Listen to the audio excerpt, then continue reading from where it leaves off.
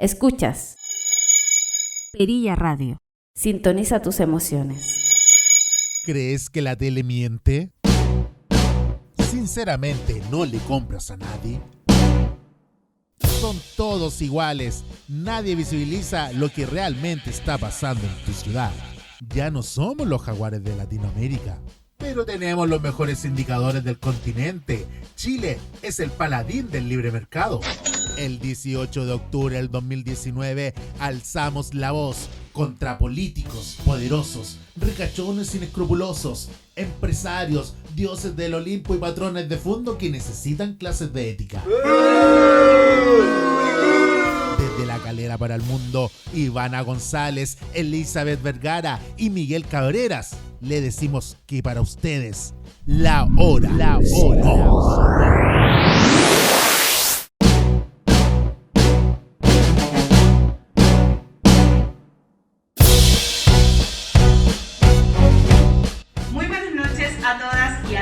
Soy Ivana González Villalobos y les doy la bienvenida a nuestro ley La Hora Sonó, programa dedicado a hablar de política, contingencia y organización social, para lo cual me acompañarán todos los jueves a las 10 de la noche Miguel Cabrera y Elizabeth Vergara.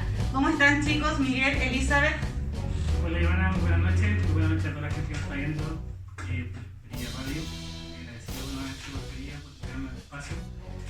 También recordarle a la gente que después de las 5 de la tarde, día sábado, estos programas se van a repetir.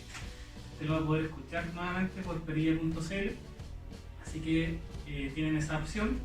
La otra opción también es escucharlo a través de sus podcasts que están en Spotify y en otras plataformas musicales. Buenas tardes, bienvenidos nuevamente a un nuevo programa de La Hora Sonó y como siempre con la mayor intención de poder informarles y contarles lo que algunas veces no aparece en otros medios de comunicación.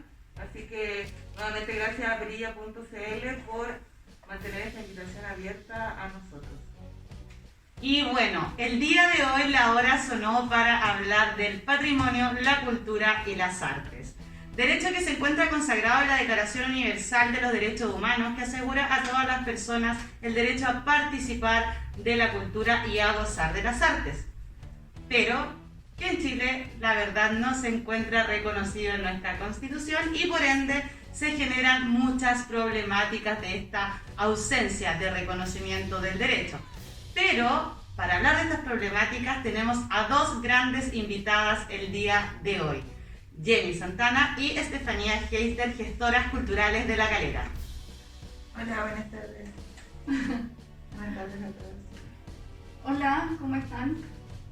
Bienvenidos a todos a este programa. Gracias por la invitación. Y bueno, vamos ya, La Hora sonó. Quiero que comencemos a hablar de cuál es el estado nacional o local de la cultura, el patrimonio y las artes. ¿Elizabeth? Creo que como tú señalabas, si bien existen ciertos derechos consagrados en algunas convenciones internacionales, a nivel nacional y a nivel local mucho menos se ven estas realidades como que si fuesen algo que se garantizara para las personas.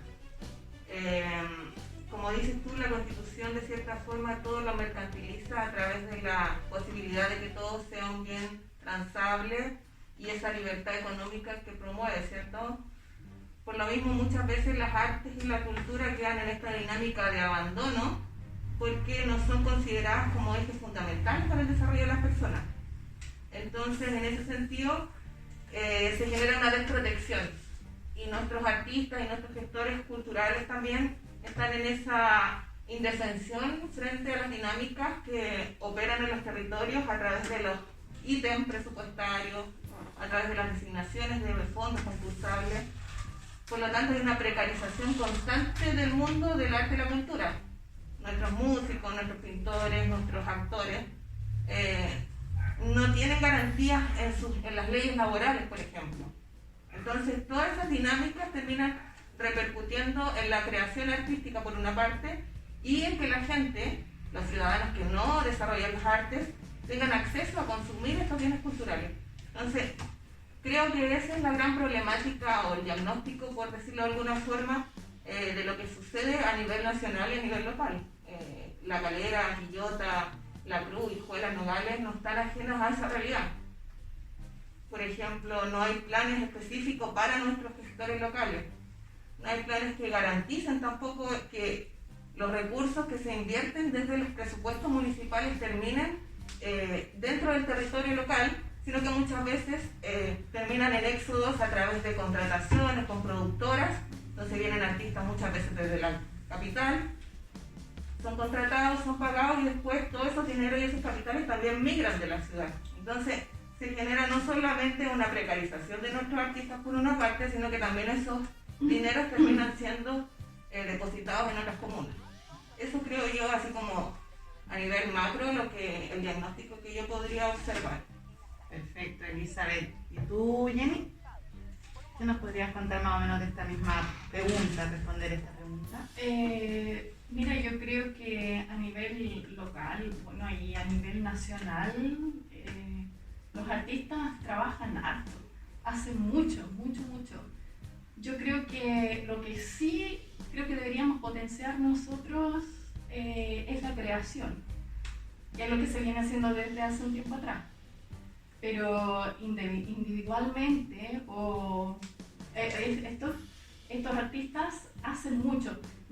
Lo digo individualmente porque no están a veces unidos a los gobiernos comunales, a la alcaldía, qué sé yo, o estos gobiernos trabajan en otras cosas y dejan a los artistas un poco de lado. Entonces el nexo que debería haber entre lo nacional, todas las que son las políticas culturales nacionales, se quiebran en los gobiernos comunales porque no las siguen, no las hacen caer en cascada. Y esa es una gran responsabilidad de la gente que venga ahora a trabajar en los gobiernos comunales, que tome estas políticas nacionales, las replique hacia la comuna y poder hacer el nexo, cosa que todos los artistas tengan donde llegar, que les llegue la información, que sepan cómo, por ejemplo, postular a fondos, que sepan que si hay una exposición en Argentina, los podamos llevar a nuestros artistas, mostrarlos allá o en otros países y hacer intercambios, a lo mejor traer otros para acá para que nosotros podamos ver, o sea, hacer el nexo. Eso es lo que en este momento falta. No podemos decir que en Calera, por ejemplo, no hay actividades culturales o no hay artistas, hay un montón, hay mucho, y Calera es muy rico en la creación, eso sí, pero también hay otro grupo que trabaja haciendo covers y qué sé yo, entonces yo creo que por ahí tenemos que guiar un poquito a los artistas que se dediquen más a crear. Perfecto. ¿Opinas? Ya te iba a saltar. ¿Opinas similares, Estefanía? Claro que sí, hay un abandono importante con el tema de la cultura a nivel local y nacional. Yo creo que la cultura es la que genera una conciencia y un pensamiento crítico en las personas, y claramente a los poderosos, a los de arriba, no les interesa que la gente esté al mismo nivel. Entonces claramente ellos siempre van a dejar como de lado invertir en la cultura y en el patrimonio y el arte de cualquier localidad en realidad. Y ahí está el vacío. Miguel. Sí, igual que me sumo a la palabra, que sonaba mucho abandono, y un abandono en general por parte del gobierno, por parte de los municipios en cuanto a presupuestos nacionales o presupuestos municipales, en cuanto a cultura, arte, turismo, patrimonio. Si nos vamos al patrimonio, por ejemplo, en Calera, de los pocos sitios patrimoniales que tenemos, que puede ser la estación, la fábrica de mascarilla, los hornos de cal, de cemento, en el cerro están abandonados y están también lamentablemente quizás en manos de privados, en que tú no sabes de qué manera si van a generar un desarrollo, si al final van a invertir. Y lamentablemente los gobiernos locales y el gobierno general no tienen cómo intervenir en un lugar patrimonial que está en manos de privados. A pesar de esto, de este abandono que hablamos en cuanto al arte, la cultura, patrimonio. Igual existe, creo yo, algo bueno que es como un renacer dentro de la cultura, que quizás antes estaba más invisibilizado, quizás antes uno no sabía cuando existía un evento cultural, pero hoy en día gracias a las redes sociales, gracias a los nuevos medios de comunicación, uno se puede enterar de que el sábado, el domingo pasado, el domingo 31 de enero existió un evento de cultura, de arte, de oficio en la plaza de la Calera y claro, existen más ofertas, pero existe ese abandono porque no se invierte en el fondo en cultura, no se invierte en el arte y no se invierte en Es lo que pasa en Calera en realidad, pues de hecho hay una pelea que nosotros tenemos como Consejo Comunal de Cultura, que es la redacción de un plan de gestión cultural que abarcaba una academia de bellas artes gratuita para toda la comuna. Entonces la idea de esto era darle ese hincapié, salía 240 millones de pesos ese plan y como que soltaron los fondos para poder realizar este plan y lo bajaron a 80 millones. Que 80 millones sigue siendo una miseria para los artistas, porque no sé, ponte tú, creo que el Seco Sánchez le sale 1.200.000 hacer un mural, o muchos murales gigantes. Imagínate, 80 millones aún es precario. Sí, me gustaría que profundizáramos un poquito más adelante también en ese tema porque es bastante importante. Antes sí de pasar ahí, la hora sonó para hablar de algo más que podríamos llamarle contingencia nacional. Puede ser hablar un harto del gobierno, el gobierno central, ¿verdad? ¿Qué les pareció a ustedes los dichos de la ministra de Cultura, Consuelo Valdés, cuando se refirió al tema del presupuesto 2021? ¿Recuerdan? Que dijo, y voy a citar textual, que no estoy inventando: un peso que se coloque en cultura es porque se deja de colocar en otro programa o necesidad de los ciudadanos del país. ¿Por qué creen que tiene esta visión? ¿De dónde viene? Como que hubiesen ciudadanos más importantes, ¿verdad? Que la cultura, las personas que hacen cultura, no tuviesen tampoco ese derecho de acceder a ciertos beneficios. ¿Qué opinan de estos dichos ustedes?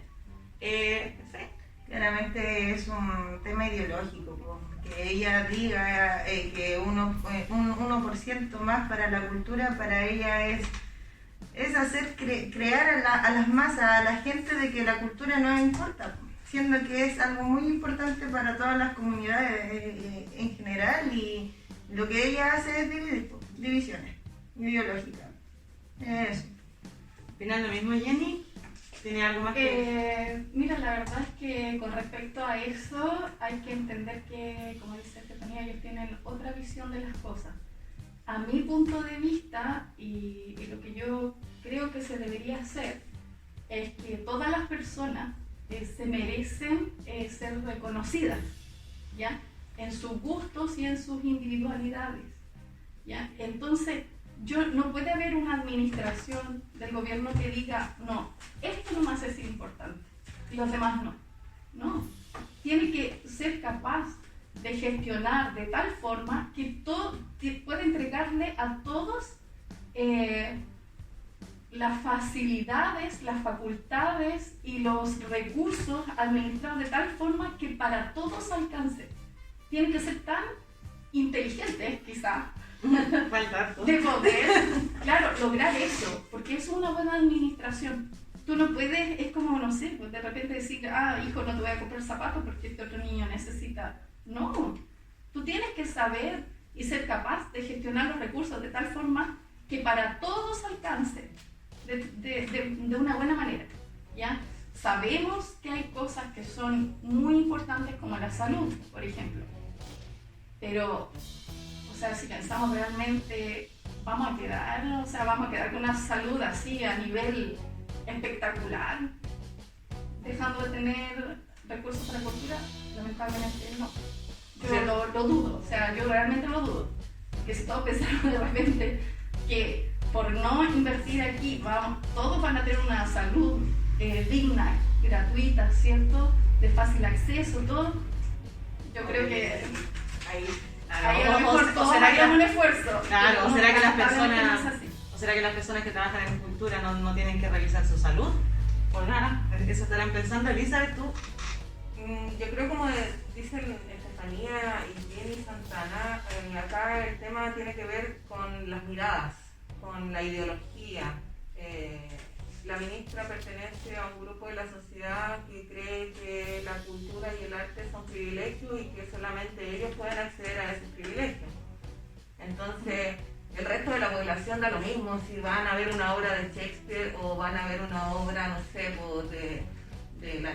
de algún creador chileno, no sé, de algún Parra, por ejemplo, no sé. Todo ese tipo de cosas, lo único que van generando, como dice Estefanía también, son divisiones. Porque unos sí pueden acceder a un teatro gratuito, donde tú vas a ver un ballet gratuito, o donde tú vas a ver conciertos de ópera gratuita. Es lo que pasa en el Teatro de Viña del Mar, en el Teatro de Las Condes, en el Teatro de Providencia. Ellos sí pueden acceder. Ahí para ellos no es un problema sacarle el presupuesto a esos ítems. Entonces, como dice Estefanía, termina generando esta polarización entre algunos que sí pueden acceder y otros que no pueden acceder. O sea, los niños no pueden ir a clases de pintura gratuita, por ejemplo, versus otros niños que viven en otras comunas que tienen mayores presupuestos, sí pueden ir a clases gratuitas de pintura. Y el desarrollo cognitivo de esos niños termina siendo mayor que el de los niños más vulnerables, ¿verdad? Entonces, cuando hablas de temas que terminan siendo puestos de una forma negativa por el mismo gobierno, en el cual tú dices, si vamos a destinar un peso para cultura, esa plata termina como siendo malgastada, de cierta forma, por el discurso que ella promueve, ¿verdad? Entonces todo el resto termina diciendo, no, ¿qué le vamos a dar plata a los artistas? ¿Qué le vamos a dar plata a la cultura? Cuando lo que dice la ciencia, lo que dice la salud, que el arte y la cultura terminan siendo beneficiosos para el desarrollo cognitivo, para el desarrollo social de las comunidades. Entonces, gastar plata en cultura es una inversión. Es una inversión. Eso mismo te iba a decir, es una inversión, porque al final igual la gente, por ejemplo, hace una expresión artística, a través de esa expresión artística puede sacar a veces los problemas que tiene interiores, ¿cierto? Entonces, bueno, véanlo así, no van a tener que invertir quizás en psicología, no sé cuánta cosa más, que es carísimo, ¿cierto? Entonces, a través de esto las personas se pueden expresar, interpretar el mundo, dar una visión. Hay gente que lamentablemente no se sabe expresar de otras formas, y esta es una muy bonita forma de hacerlo. Entonces, es una inversión a la salud mental de las personas, a la alegría de la gente, a la felicidad. Y al territorio también, porque cuando tú inviertes en cultura, tú levantas el turismo de una comuna, mejoras el desarrollo económico. La gente cuando quiere ir a conocer ciertos espacios es porque el atractivo que van a conocer o es natural o es cultural. Acá nosotros tenemos un patrimonio natural y un patrimonio cultural que no ha sido valorizado, creo yo, y que llevamos una lucha desde el Consejo 5 años. Jenny Santana también lleva muchos años, Estefanía se sumó hace unos 3 años, pero nosotros llevamos una pelea de años intentando posicionar el tema de arte y cultura como un tema importante dentro del tejido social, no solamente por ir a consumir el bien cultural, sino que también por un tema que es más profundo, que tiene que ver con la política social. Cuando tú tienes arte y cultura gratuito para los niños vulnerables, o niños que están expuestos en el territorio, por ejemplo, a las drogas, al narcotráfico, está comprobado que esos niños puede que tú tengas un mayor porcentaje de retención de niños que terminen en manos de bandas, pandillas o ese tipo de cosas. Entonces, como dice la Jenny, es una inversión social. Cuando tú inviertes en cultura, en arte, valorizas el patrimonio local y también permites que muchos niños desarrollen actividades que, porque la mamá o el papá tienen que ir a trabajar por el sueldo mínimo, no tienen otras opciones para que los niños se desarrollen en su creatividad. Sí, yo creo que sería de nosotros la pandemia sin el arte. Que no sé, visto una serie en este último año, que no sé, quizás no todos leen libros, pero que no se lee un libro, quizás que no escucha música dentro de estos ratos de ocio que se generan dentro de los encierros de las casas. Entonces, ver de una forma tan simple la cultura como la ve este gobierno criminal también por lo demás, no se puede esperar mucho tampoco. Y tampoco, digamos, no es que este gobierno sea el malo, sino que es algo que viene de decenas de años en que la cultura no se le ha dado el peso que merece tener. Entonces, Recordemos que en la dictadura se quemaban los libros, ¿verdad? en la dictadura se quemaban los libros, entonces se mataron artistas. Se cerraron las escuelas de arte, las escuelas de periodismo. Se borraron los murales. Se Entonces, borraron las murales. y esto como dice la Rafi, es de adrede porque sabe el poder político, las élites políticas que no han gobernado los últimos toda la vida de la existencia de Chile en el fondo, genera este pensamiento político, genera la discusión. Un ejemplo nomás, pues, si las personas en general tuvieran una conciencia por el medio ambiente, que eso lo genera la cultura ambiental, seríamos mucho más críticos y no soportaríamos que nos relave, no soportaríamos las termoeléctricas como la aguantamos hasta ahora. Pero esa educación que genera la cultura, en este caso cultura ambiental, está, pero es insuficiente si no existen políticas públicas. Entonces, si no existen esas políticas públicas que generan cultura, vamos a seguir como estamos. Hablando de las políticas públicas, justamente la hora sonó para hablar de eso, pero en un punto más local. ¿Qué pasa con las políticas públicas sobre cultura en La Calera, ya que todos somos de la misma ciudad? Hubo un tema con los fondos de cultura. Cuéntenos, ¿qué pasó con los fondos de cultura? ¿Jenny?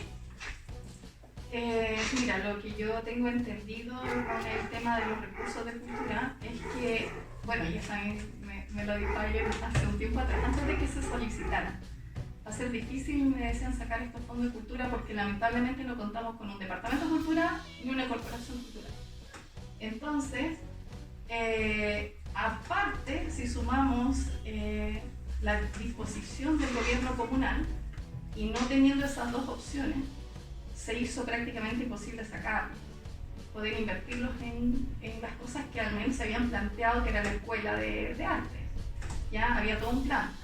Estaba todo trabajado, hasta con horas, las personas que iban a trabajar, todo. Se había incluido a los artistas de Calera para que pudieran tener su trabajo, y son personas que tienen buen currículum, que han estudiado, o sea, eran capaces.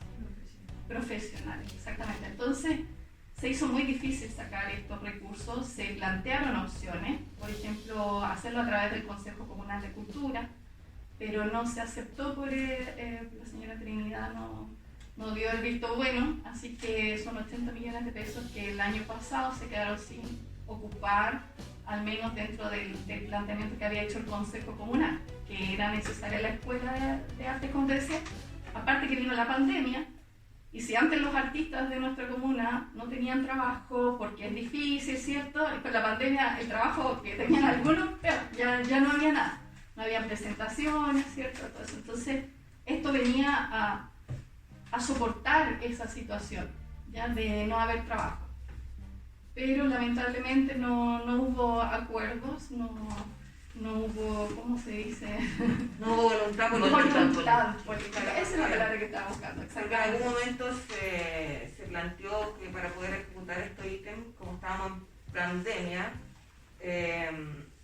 usarlo con una forma en cual nuestros profesores, la gente de artistas locales, pudiese hacer las clases de esta escuela a través de plataformas online, como la mayoría de los hizo. Nosotros fuimos a un consejo a mitad de año, si no me equivoco, ¿cierto? Y le presentamos esta opción, un plan especial COVID, con todo lo que necesitábamos para ejecutarlo. O sea, que aparte del proyecto de gestión cultural que se había presentado, presentaron un plan COVID. Claro. Se modificó. Se modificó el plan para que este pudiese ser ejecutado a través de un plan COVID, específicamente por el tema pandemia. Hasta el día de hoy no recibimos nunca la respuesta que nos quedó dar la alcaldesa en ese momento del consejo, que dijo lo más pronto posible les voy a dar una respuesta, y han pasado 6 meses y hasta el momento lo único que supimos es que esos recursos no fueron gastados en cultura, ni tampoco sabemos en qué fueron gastados realmente. Esa es una verdad. Ahora, Producto de todo ese tema ya más legal que tiene que ver con los presupuestos y las inejecuciones, se castigan algunos presupuestos por lo mismo. Es como que para que pide plata si no la ocupa, señora. Entonces, en vez de darnos 80 millones para este año, que era lo que habíamos conseguido para el año 2020, se nos bajó a 30 millones. Entonces, esa es la realidad local. ¿Qué se pueden hacer con esos 30 millones, Estefanía? 30 millones, mucho menos presupuesto, pero sí se puede hacer, se puede generar una base. Nosotros hablamos de un plan de gestión de una academia de arte gratuita para toda la comunidad, es para que sea para toda la comunidad, es una inversión social, de cierta forma, no es solamente para las organizaciones culturales, por llamarlo de alguna forma. Si caben dentro del plan, siendo profesores, siendo ayudantes, siendo lo que sea, genial, bacán, se abarca. Pero lamentablemente son 30 millones. 30 millones igual se puede hacer una base estupenda con 3 a lo menos disciplinas, que sería música, danza, pintura, ¿cachai? Ya se pueden abrir 3 clases, ¿cachai? Sí se puede hacer. Si es el tema de la voluntad, ahora los recursos no lo quieren entregar tampoco al plan que se ejecutó.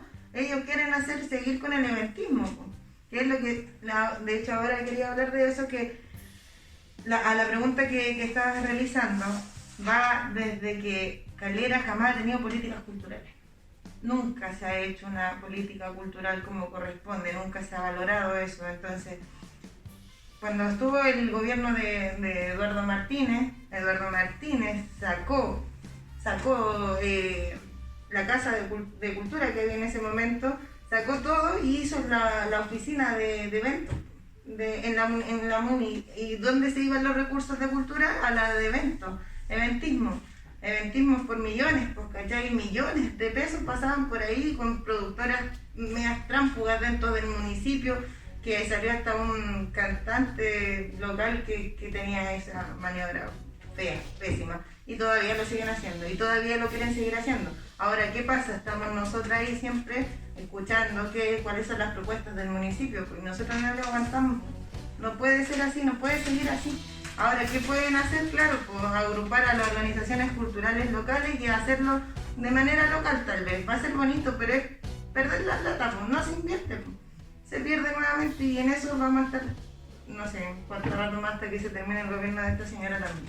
Oye, Elizabeth, antes de pasar ¿podría explicarle un poco a quienes nos están mirando a qué se refiere con esto de no realizar políticas ya hacia el eventismo? A quienes nos están viendo que quizás no lo entienden o no están ligados a este tipo de palabras.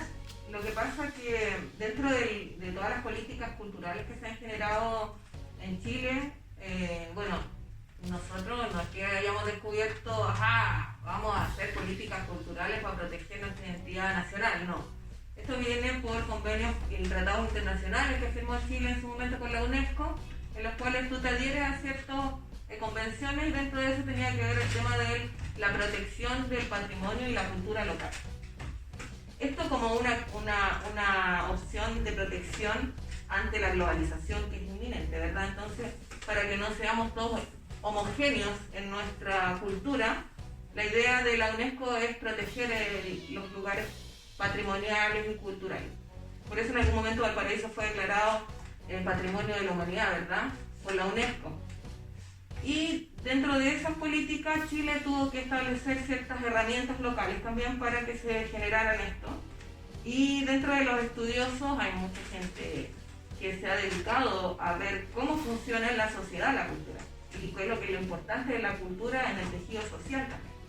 Entonces, hay ciertas políticas que funcionan de mejor manera versus otras políticas, ¿cierto? Entonces, por ejemplo, cuando se habla de eventismo,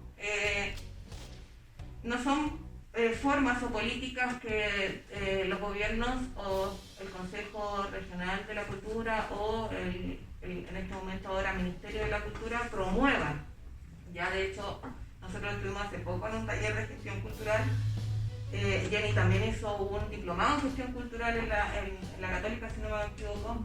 Y no es que lo inventemos nosotros, si son propuestas de todos los docentes, los profesores expertos en la materia, en que no recomiendan que se haga el eventismo.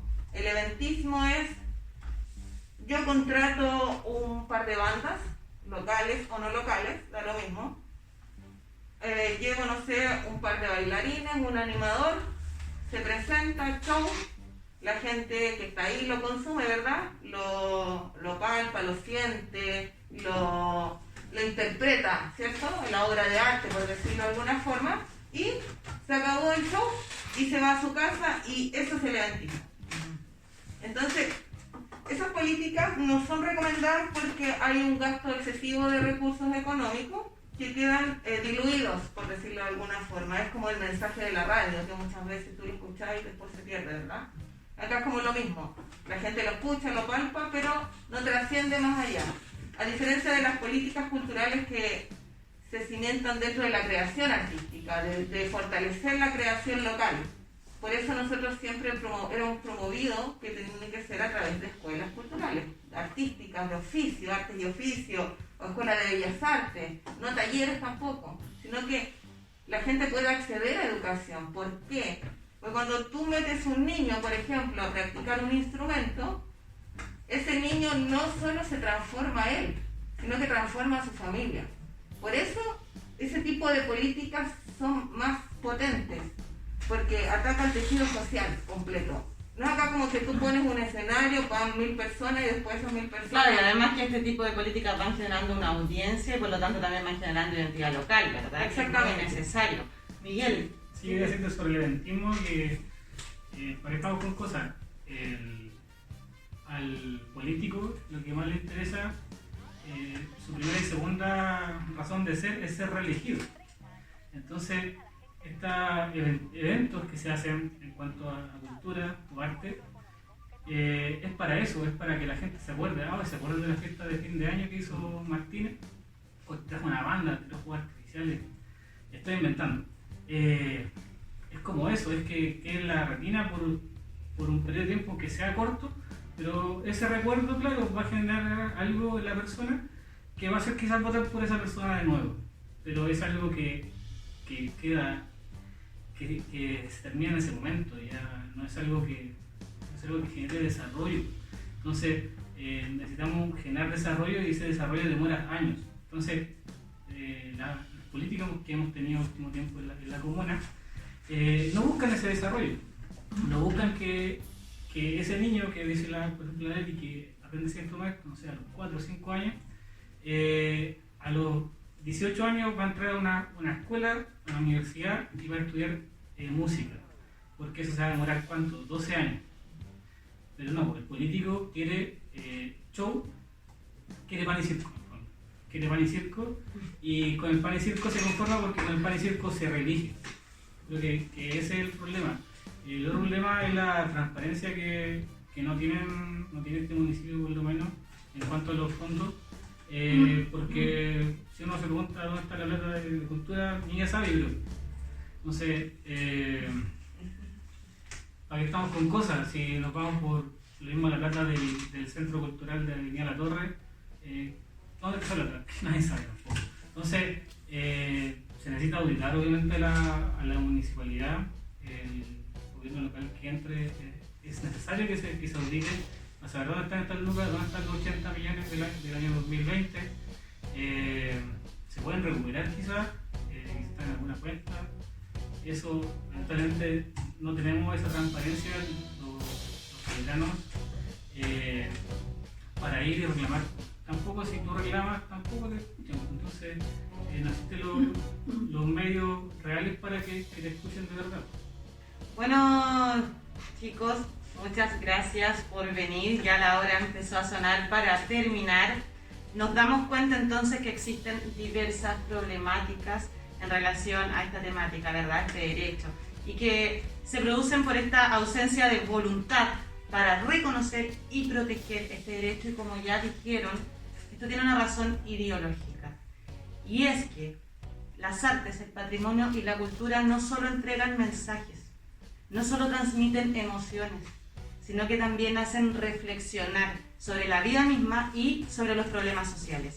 Es decir, pueden llegar a convertirse en una herramienta necesaria para educar y también para cambiar la sociedad. Y ya todos sabemos quiénes son los que no quieren que nada cambie. Pero tenemos la esperanza aún en estas personas que están aquí conmigo hoy, en muchas personas a lo largo del país que están dando su fuerza, su voluntad y su tiempo para lograr mayor bienestar social. social. Ya sabemos que Chile despertó, ¿verdad? No se volverán a elegir las mismas autoridades que no se comprometan con educar a la ciudadanía. Me comienzo a despedir entonces. Chao, chiquillas, la hora sonó para que nos vamos. Muchas gracias por venir. Nos vemos el próximo jueves ya en Perilla Radio a las 10 de la noche también con nuestro próximo capítulo. Chao, chao.